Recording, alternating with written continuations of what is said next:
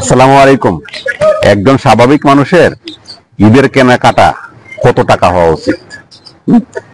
একজন না, প্রায় 3 জন মানুষ আমাকে জিজ্ঞাসা করছে যে কত টাকা হওয়া উচিত, যাদের বেতন 30,000 টাকা প্লাস 35-এর মধ্যে। স্যার, আমার ঈদের কেনাকাটা কত টাকা করা উচিত? স্যার, আমার তো ঈদের মাসে আলাদা খরচ আছে, নর্মাল যে খরচটা থাকে খরচটা তো থাকবে, ঈদের মধ্যে আরো কেনাকাটা এমনিতে নর্মালি খরচ থাকে, মানে কাঁচা বাজারের খরচ একটু বেশি থাকে। তাহলে স্যার, আমার বাজেট কত টাকা হওয়া উচিত? আমার কয় টাকা কেনাকাটা করা উচিত? কেনাকাটা করা উচিত না উচিত না, আমাকে প্রশ্ন করা হয়েছে। আমি বলছি আমি তো জানি না। স্যার, আপনি কি ঈদের মধ্যে কেনাকাটা করেন না? আমি বলছি না, আমি স্পেশালি ঈদে কোনো কিছু কিনি না।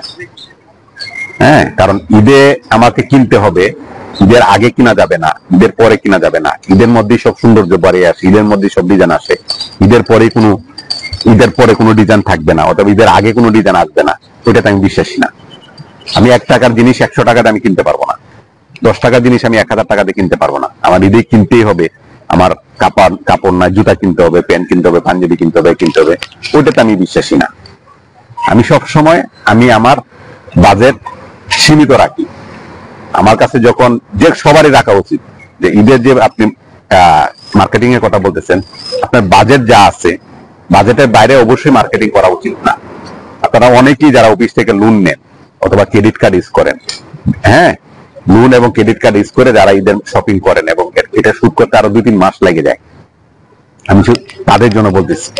যাদের অনেক টাকা আছে, যাদের ঈদের শপিং করতে, যে ফেসবুকে যাদেরকে দেখি যে অলরেডি 1,60,000 2 লাখ টাকা মনে করেন তাদের মার্কেটিং করা শেষ হয়ে গেছে ঈদের 7-8 দিনের মধ্যে। তাদের বাজেট হতে 10 লাখ 20 লাখ কোনো ব্যাপার না, বিদেশে গিয়ে ঈদের শপিং করবে, ওদের হিসাব আলাদা। আমি স্বাভাবিক মানুষ, যারা মধ্যবিত্তর মধ্যে যারা সংসার চালায়, তাদের কথা বলতেছি। আমি স্বাভাবিকের মধ্যে, আমি মধ্যবিত্ত ব্যবসায়ী, আমি ব্যবসা করি, টাকা ইনকাম করি, ঠিক আছে, কিন্তু আমার চাহিদা এমন না যে আমার ঈদের সময় এই জিনিসটা করতে হবে, ঈদের সময় আমার এটা করতে হবে, ঈদের আগে পরা যাবে না, ঈদের পরে পরা যাবে না। আমি মানে ঈদের দিনেই শুধু আমি সুন্দর কাপড় পরবো, এছাড়া আমি সুন্দর কাপড় পরতে পারবো না, এটাতে আমি বিশ্বাসী না।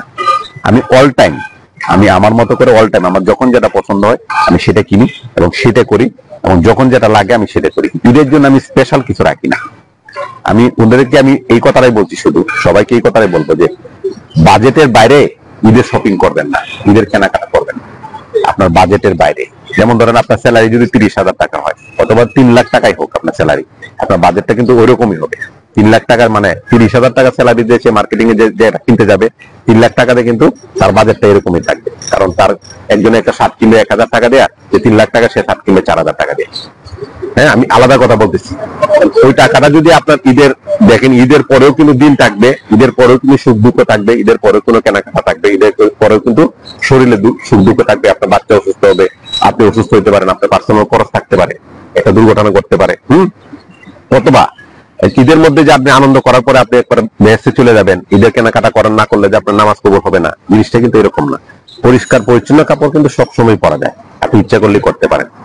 আমি একটা জিনিসই সবাইকে বলছি যে আপনি কত টাকা বাজেট করবেন, কত টাকার ঈদ শপিং করবেন, সেটা আপনি আগেই বাজেট করবেন। যে আপনি ঈদের, আপনি ধরেন 30,000 টাকা বেতন আপনার, হ্যাঁ, ধরেন 3 লাখ টাকা বেতন আপনার, 2 লাখ টাকা বেতন আপনার, আপনার বোনাস যেটা আসবে, হ্যাঁ, বোনাস যেটা আসবে, তো স্যালারি তো আপনি দেখুন, বাসা ভাড়া আছে, যাতায়াত ভাড়া আছে, সবকিছু কিন্তু আপনি ঈদে কিন্তু করার পরে কিন্তু ঘুরতে যাবেন, কিন্তু এক্সট্রা কিন্তু আর অনেক খরচ আছে। আপনি যে ঈদের খালি কেনাকাটা করবেন তা কিন্তু ঈদের কিন্তু অনেক খরচ আছে। আপনার সেমাই আছে, এক্সট্রা দুধ মাংস, তারপর বাইরে ঘুরতে যাওয়া, ঈদের সালামি দেওয়া, আপনার মনে করেন বাড়িতে গেলে গাড়ি ভাড়া আছে, যদি আপনি নিজের গাড়ি থাকে তার তেল খরচ আছে, এক্সট্রা কিন্তু অনেক খরচ থাকে। এক্সট্রা অনেক খরচ থাকে, যেটা মনে করেন যে এই আমরা স্বাভাবিক মানুষ যারা, মানে অস্বাভাবিক বলতে আমি তাদেরকে বলছি, তাদের অনেক টাকা আছে, তারা অস্বাভাবিক, তাদের কোনো টাকার ঘাটতি নেই, তাদের টাকা তাল করে থাকে, বান্ডেল খরচ করে, সালামি সবকিছু আলাদা, অনেক হিসাবে হিসাব করে যাদের চলতে হয়, যাদের টাকা আনলিমিটেড নাই, তাদের জন্য কিন্তু অবশ্যই আগে বাজেট করতে হবে যে আমি ঈদের কেনাকাটা কতটুকু করব, কত টাকার কেনাকাটা করব, আমার বাসা খরচ কতটুকু, আমি যাতায়াত ভাড়া কত, ঈদের সালামি কত, ঈদের পরে আমি যে অফিস করবো কিভাবে করব, ঈদের পরে আমার কাঁচা বাজার কিভাবে কি চলবো, ওইটা আগে ফাইনাল করে টাকাটা আগে রেখে তারপর ঈদের মার্কেটিং করবে, ঈদের কেনাকাটা করবে। সবগুলা রেট থাকার পরে যত টাকা থাকবে, এই টাকার উপরে আপনি ঈদের মার্কেটিংটা করবেন, ঈদের বাজেট রাখবেন, ঈদের সবকিছু মানে কেনাকাটা যা করবেন ওই টাকার মধ্যে করবেন। অতি প্রয়োজনে যদি না হয়, যদি একবারে দরকার নাই, মানে আমার আছে মানে আমার 2টা পাঞ্জাবি আছে, 5টা পাঞ্জাবি আছে, আর পাঞ্জাবি আপনার দরকার নেই, তাহলে হয়তো কেনাকাটা করার দরকার নাই, মানে ওই পাঞ্জাবিটা কেনার দরকার নাই, মানে নাই হইলে তারপর কিনেন, যদি পুরাতন হয়ে যায় তাহলে কিনেন। আর যদি ঈদের সময় নতুন পাঞ্জাবি পরে পরে যাইতে হবে, এটা হচ্ছে শো আপ, যেটা মনে করেন ফেসবুকে আমরা দেখি।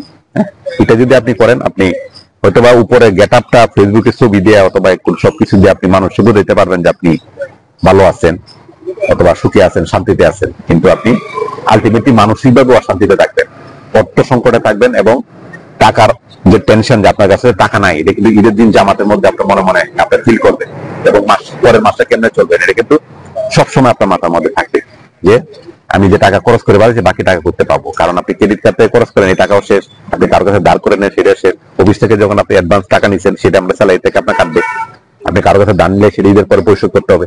আপনি এই যে একটা চাপ থাকবে ঈদের মার্কেটিং করার জন্য, যে আপনাদের এক্সট্রা একটা চাপ, সেটা নেওয়ার কোনো দরকার নাই। আমি যারা স্বাভাবিক মানুষ তাদের জন্য বলতেছি। তার মানে বলতে আমি ঈদের শপিং করবো না, শপিং করতে না করছি কি, বাজেটের মধ্যে আপনি শপিং করবেন, আপনি যত টাকা আছে তার মধ্যে শপিং করবেন, তার মধ্যে কেনাকাটা করবেন, এর মধ্যে সীমাবদ্ধ থাকবেন। ও কিনছে, ও এটা করছে, ওটা দেওয়ার দরকার নেই। আপনার ওটা চিন্তা করা, ওটা যদি চিন্তা করেন যে ওটা কিনছে, এত টাকা দিয়ে শার্ট কিনছে, এত টাকা দিয়ে পাঞ্জাবি কিনছে, এত টাকা দিয়ে শাড়ি কিনছে, এত টাকা দিয়ে জুতা কিনছে, এত টাকা দিয়ে কিনছে, আমিও কিনবো, তাহলে কিন্তু আপনি সারা মাস কিন্তু আপনি অশান্তিতে থাকবেন। হ্যাঁ, সারা মাস টেনশনে থাকবেন, সারা মাস অর্থ সংকটে থাকবেন, পরিবারে অশান্তিও থাকবে, ঈদটা কিন্তু আনন্দের সাথে আপনি করতে পারবেন না। তাই আপনি সবসময় বলবো আপনার বাজেট আগে ঠিক করে, তারপরে কেনাকাটা শুরু করেন। আসসালামু আলাইকুম, ভালো থাকবেন, ঈদ মোবারক।